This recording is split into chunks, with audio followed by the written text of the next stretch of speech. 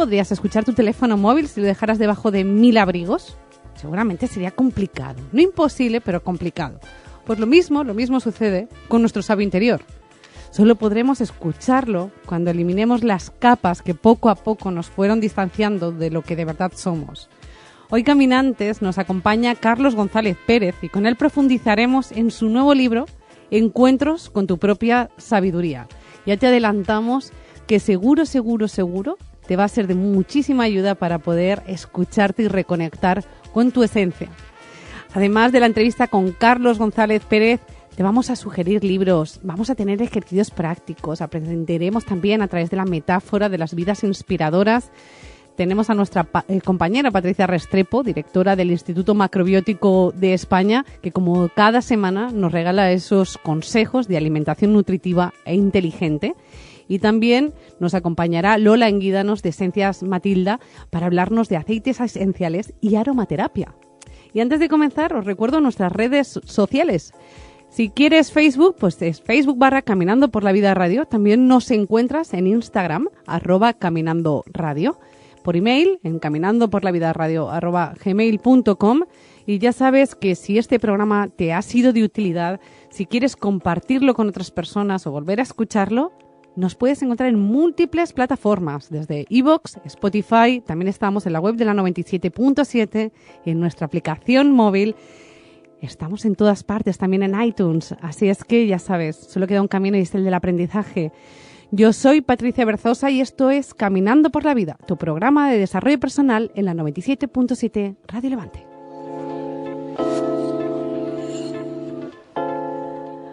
Hola, Mónica Fernández. Hola, Patricia. Qué interesante camino cogemos hoy, el de la sabiduría. Y me ha encantado esto que has comentado en la entradilla de diferenciar el conocimiento de la sabiduría. Vamos a profundizar sobre esto de la sabiduría propia con nuestro entrevistado.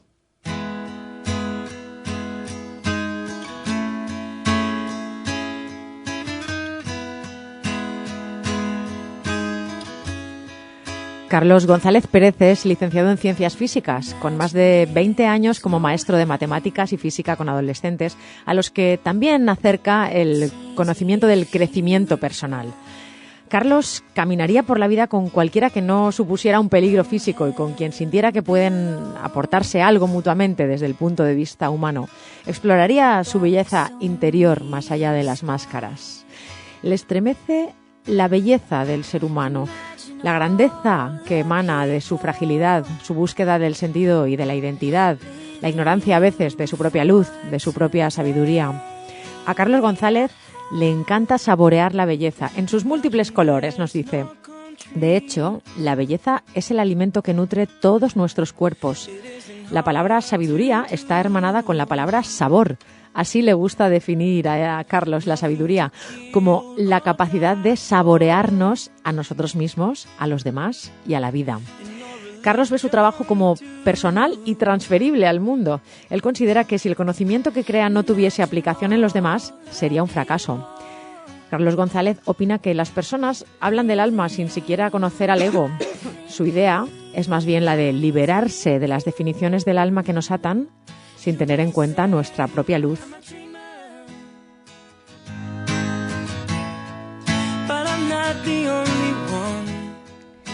Bienvenido, Carlos González Pérez.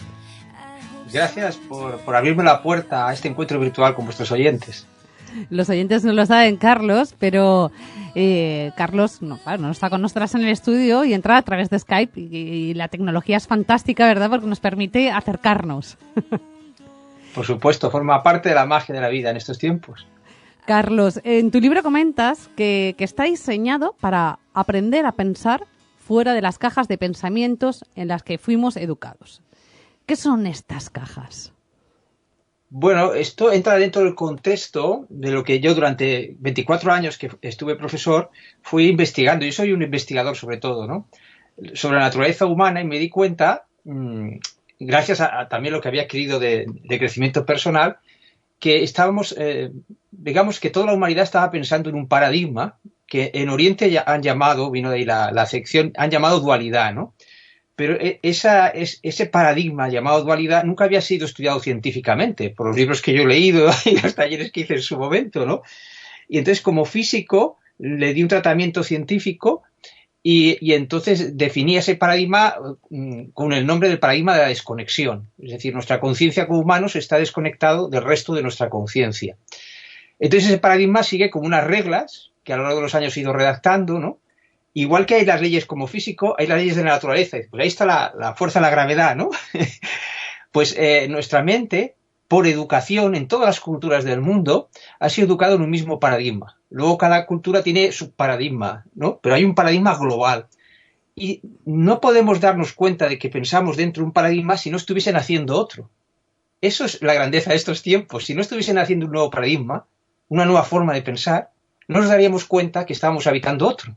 Como el pez dentro del agua no se da cuenta que hay nada fuera, ¿no? Y no conoce el mar desde fuera.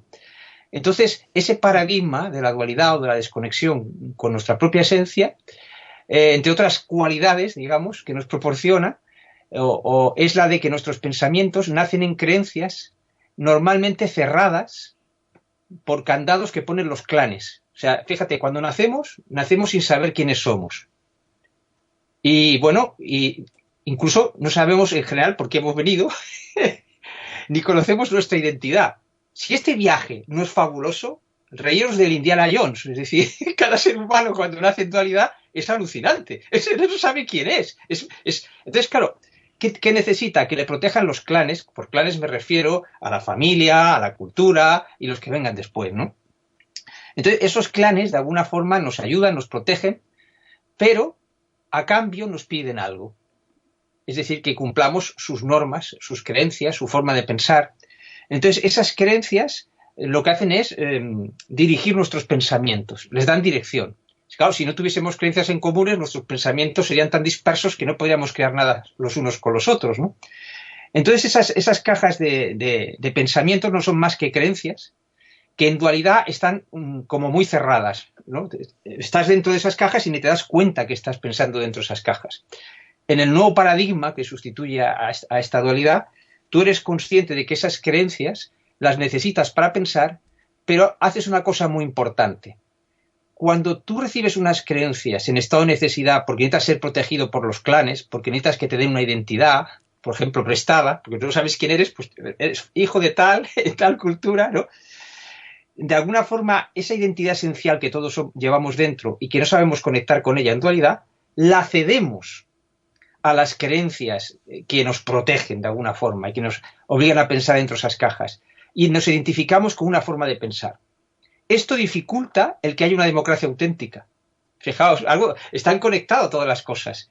Si tú cedes tu identidad a una forma de pensar, ¿cómo vas a cambiar tu forma de pensar? Por lo tanto, las cajas de pensamiento son unos lugares donde pensamos dentro del paradigma de la dualidad. Y el problema está en aquellas cajas de pensamientos a las que les hemos cedido nuestra identidad. Entonces, claro, cuando alguien ataca los pensamientos de esa caja, es como si nos atacase a nosotros. Claro, esto tiene que ver mucho también con la pertenencia, ¿no? Con el sentirse partícipe de una determinada cultura, de una determinada familia, de un determinado clan del que estás hablando, ¿no? Claro, claro. Y donde imagino que ahí es quizá un poco más complicado alcanzar a conectar con nuestra propia sabiduría. ¿Qué sería esto que nos impide conectar con nuestra sabiduría interior? Bueno, lo habéis descrito muy bien en la presentación. Habéis dicho lo de los abrigos, ¿no? Imagino que dais un móvil para conectar con vuestra propia sabiduría y vais poniendo abrigos encima, no se oye ni la llamada. Bueno, esos abrigos serían capas puestos por esa forma de pensar en todo el mundo, vuelvo a decirlo. Toda la historia se explica a través de la dualidad, de esa forma de pensar que nos desconecta de quienes somos, ¿no? Entonces, claro, si tú no puedes conectar con tu propia identidad, menos con tu propia sabiduría, ¿no? Lógicamente. Primero hay que definir qué es esa sabiduría.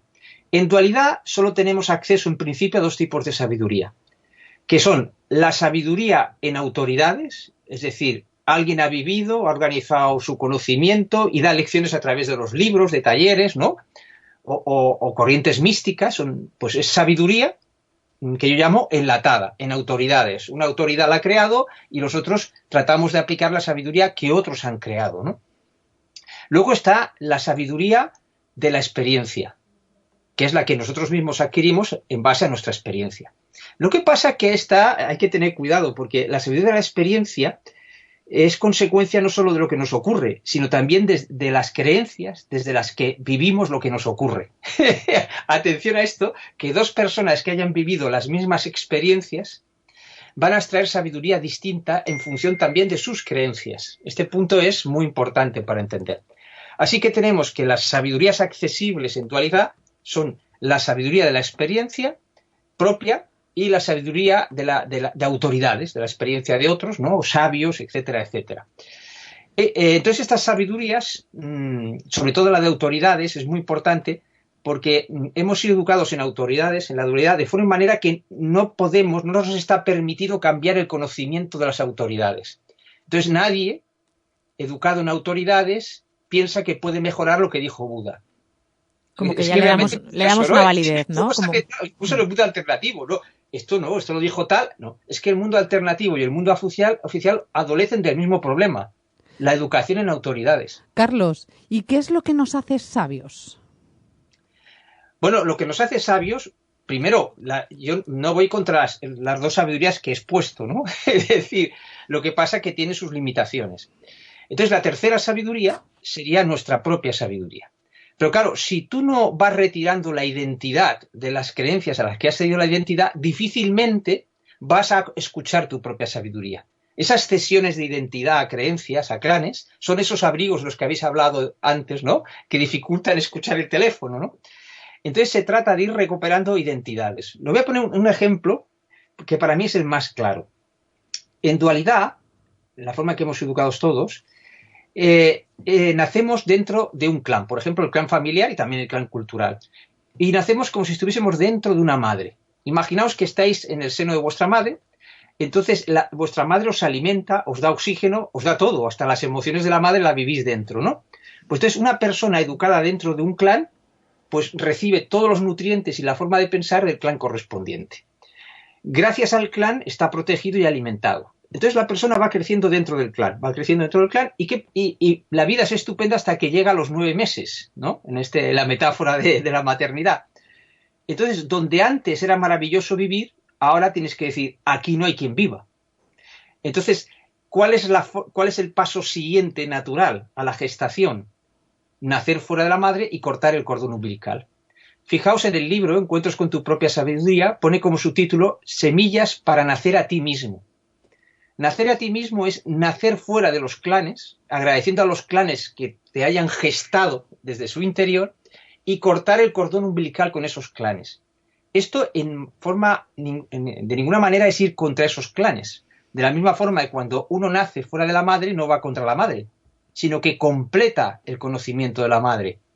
Hasta que tú no cortas el cordón umbilical y respiras por ti mismo, tú no puedes sentir las caricias de la madre, ni su respiración por fuera, ni puedes ver su sonrisa, ni su cara, Hay cantidad de cosas que nos perdemos por estar en el seno, esa es la palabra, en el seno de los clanes. Cuando digo clan familiar, luego eso se extiende al clan cultural, al clan ideológico, al clan cientifista, porque también existe el clan de la nueva era, atención, y funciona exactamente igual que el oficial, por eso se pelean, ¿no? Luchan las autoridades. Entonces, darse cuenta de este proceso de gestación es muy importante para entender este libro. Este libro, en principio, va dirigido a las personas que se sienten de 9 meses en su crecimiento personal y quieren conocer la vida fuera de sus clanes y conocer y ayudar a esos clanes y amar a esos clanes desde fuera, no desde el seno de ellos. Entonces es muy importante, Carlos, el educar de alguna forma, ¿no?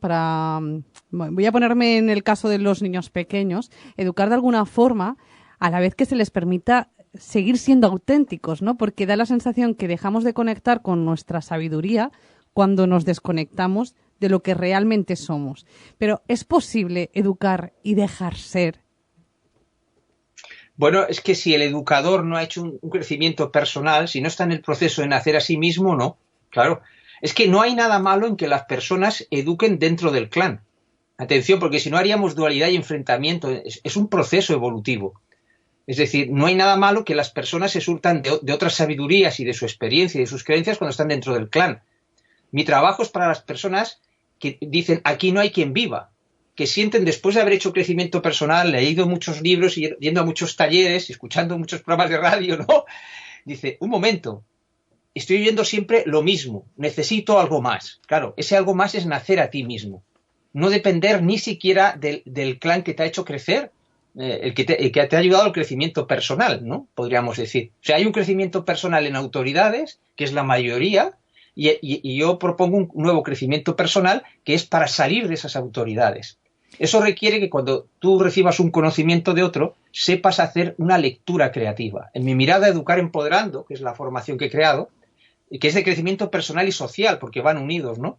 Es muy importante este concepto, ¿no? Mientras tú no vayas quitando identidades y recuperándolas, mientras tú no aprendas a respirar por ti mismo, dependerás del conocimiento de otros. De hecho, pero no hay nada malo en depender del conocimiento de otros cuando tú estás en el seno del claustro materno. De hecho, tú en tu modelo educativo estás apostando por una educación que deje de generar este tipo de genios del conocimiento y apueste para educar a las personas a entrenar su propia sabiduría, a ser sabios.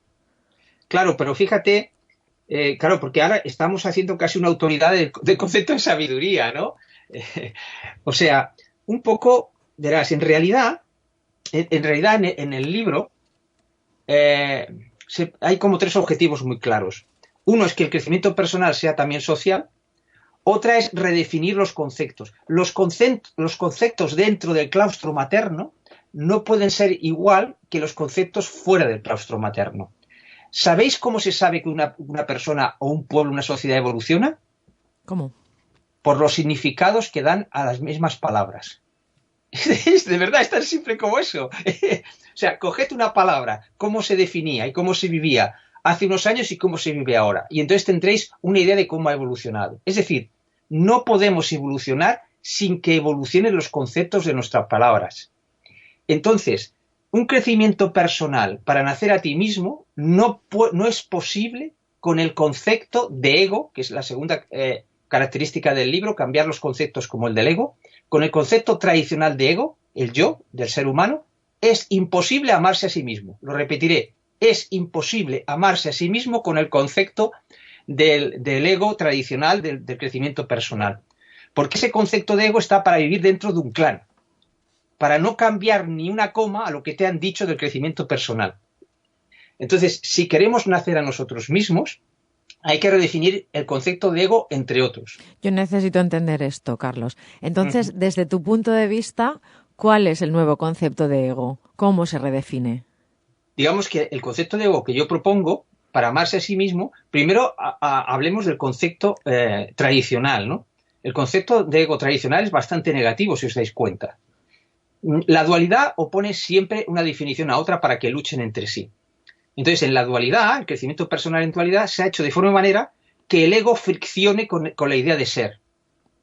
Claro, se hace friccionar. Claro, el ego total, pues nada, algunas corrientes esotéricas dicen se tiene que diluir cuando te mueres, otras dicen es un estorbo, otras hay que superar el ego, algunas llegan a decir que hay que matar al ego, con lo cual matas al ser humano, porque ego es yo. Es decir, tú no puedes nacer a ti mismo sin amarte a ti mismo, porque entonces necesitas que los otros te amen por ti mismo. Entonces, con el concepto de ego que hay en el crecimiento personal clásico, eso es imposible. El ego es nuestro yo como seres humanos. Fíjate la frase, ser humano. Te está diciendo que eres un ser espiritual jugando a ser humano. No es lo mismo decir persona que decir ser humano. Por lo tanto, desde mi perspectiva, el ego es una parte del ser que se mete en el juego de la dualidad olvidando quién es, que tiene la inmensa valentía de olvidar quién es. Y, Carlos, sí. ¿Qué tenemos que saber entonces para reconectar con nuestra verdadera autenticidad, con lo que somos en esencia?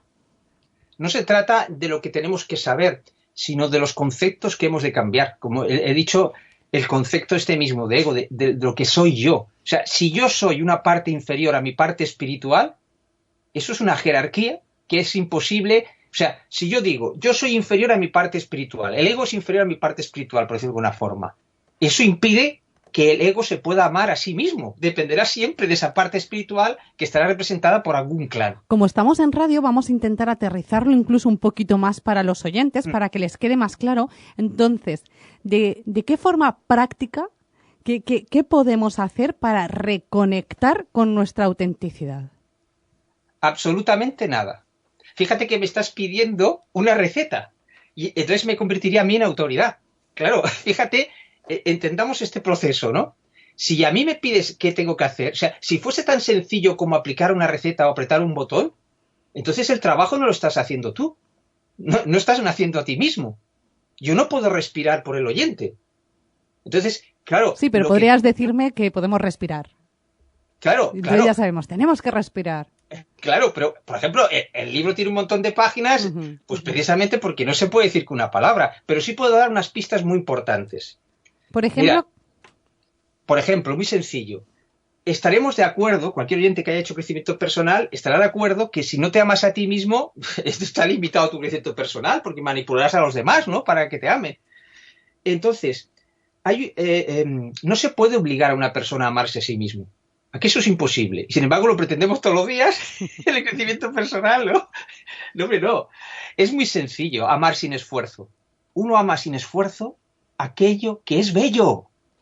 Es tan sencillo como eso. Entonces, cambiando la definición de ego, viéndolo como una parte de nuestro ser, viéndolo como un valiente que se ha metido en este juego, cambiando esa definición, empiezas a ver la belleza que hay en el yo del ser humano.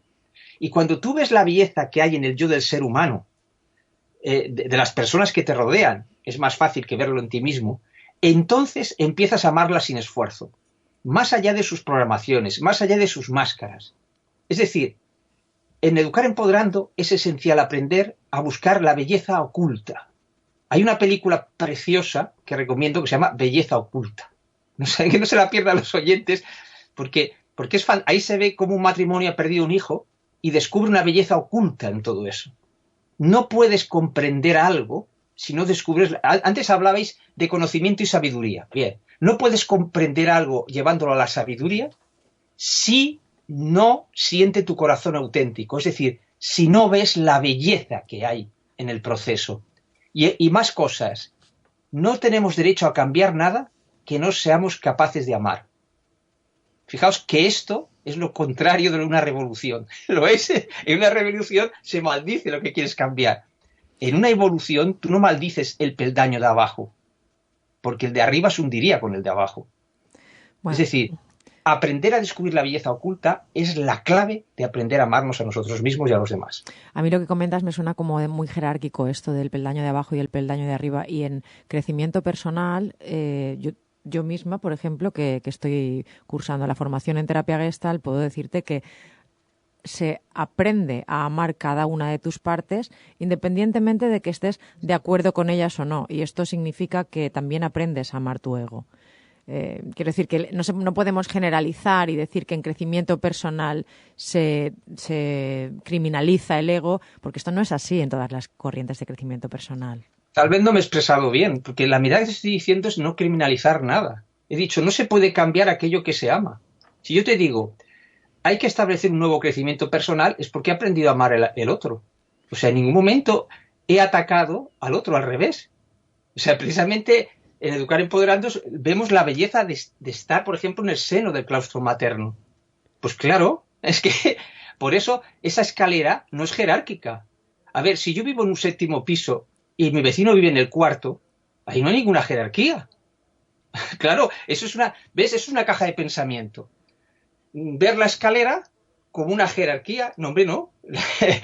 Precisamente porque hay vecinos debajo, precisamente porque yo he pasado por debajo, estoy arriba y me está sosteniendo, lo de abajo me está sosteniendo. No hay ninguna jerarquía, hay belleza. Belleza ante lo que tienes que cambiar. Mi propuesta es cambiar comprendiendo la belleza en lo que tengo que cambiar. Carlos, si no, no es solución. Si te parece, vamos a comentar también algunas frases del libro que nos han gustado especialmente y las comentamos con los caminantes, ¿vale?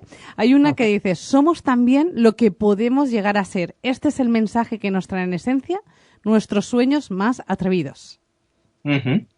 Claro, porque nosotros también, por ejemplo, un nuevo cambio de perspectiva en el crecimiento personal que también propongo es el poder de la hora. No se trata del poder de la hora, es el poder de tu presencia. El problema, o sea, el poder de la hora no es estar en el ahora, en el presente. Es estar en tu presencia, tanto si estás en el pasado, como si estás en el futuro, como si estás en el presente. La idea a mi modo de ver, la idea de confundir el poder de la hora con la presencia viene debido al materialismo de la dualidad. La dualidad, el materialismo tiene el polo materialista y el espiritualista. Y se piensa que el espiritualista se ha librado del materialismo. No.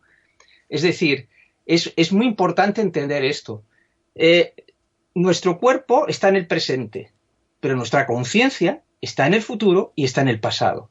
Y puedes llevar tu presencia tanto al futuro como al pasado para cambiar, porque tú puedes cambiar tu pasado en tu conciencia, no en tu cuerpo, pero sí en tu conciencia. Y tú puedes recibir información del futuro. No habría sueños si no recibiésemos información del futuro. Entonces, si desmaterializamos la idea, ¿no?, que tenemos de nosotros mismos como conciencia, no estás atado al cuerpo. Tu mente, tus emociones viajan al futuro, viajan al pasado. Entonces, muy importante cambiar la idea, a mi modo de ver, del poder de la hora por el poder de la presencia, en los 3 tiempos. De hecho, el ser humano no existe si esos 3 tiempos, pasado, presente y futuro, no se están retroalimentando. Esto me suena a física cuántica. ¿Qué papel ha jugado la física cuántica en tu vida? Total, es que si yo no hubiese sido físico, no podría haber llegado donde he llegado en mi trabajo. Porque fíjate que en la física el concepto de nuevo paradigma es donde ha sido aceptado. Yo lo que he hecho es una extrapolación del concepto de nuevo paradigma de la física cuántica y relatividad, llevarlo al campo psicológico. O sea, la forma de trabajar del físico es la que estoy aplicando en todo esto. Fíjate, yo no te hablo de verdades. Digo, ahora defino el ego de esta forma. De la misma forma que defino una teoría. Digo, vamos a ver qué juego da esta teoría. Vamos a ver qué juego da esta definición del ego. Porque la última realidad de lo que somos, no creo que haya nadie que la conozca. Afortunadamente, porque si no se acaba la aventura. A mí me gusta siempre poner esta metáfora. Estamos como en un teatro. A medida que crecemos en crecimiento personal, valga la redundancia, el escenario se amplía, ¿no? Pero detrás del escenario sigue habiendo misterio. Entonces disponemos, a medida que crecemos personalmente y socialmente, el ego tiene más libertad, ¿no? Por ejemplo, un concepto muy interesante que se me ha olvidado antes, sobre el ego. En muchos talleres y libros que he leído, fíjate que no los estoy criticando, estoy hablando del paso siguiente, estoy hablando desde la belleza, ¿no? Se decía que muchos talleres dicen, es que tenemos que iluminarnos, ¿no? Hay que iluminar al ser humano. Y cuando yo en un taller preguntaba, ¿y qué es lo que hay que iluminar?, la persona que lo llevaba no sabía contestarme concretamente. Como físico busco la concreción. Entonces, para mí está claro, lo que hay que iluminar es el ego. Si yo lo aparto, no se trata que reconozca el ego como una parte, es que el ego es mi yo como ser humano. Es mi yo, es mi conexión con el ser. No es una parte más mía, no, es el yo. Es que ese ego es yo. Es que es como decir, voy a hablar del sistema solar sin el sol.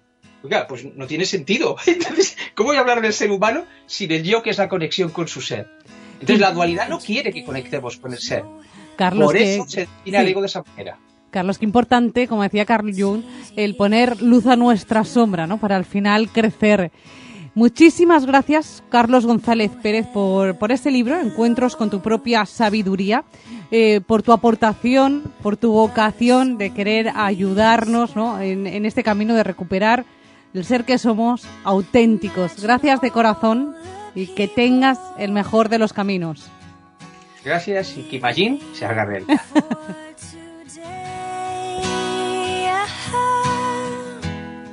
Imagine there's no countries. It isn't hard to do. Nothing to kill or die for.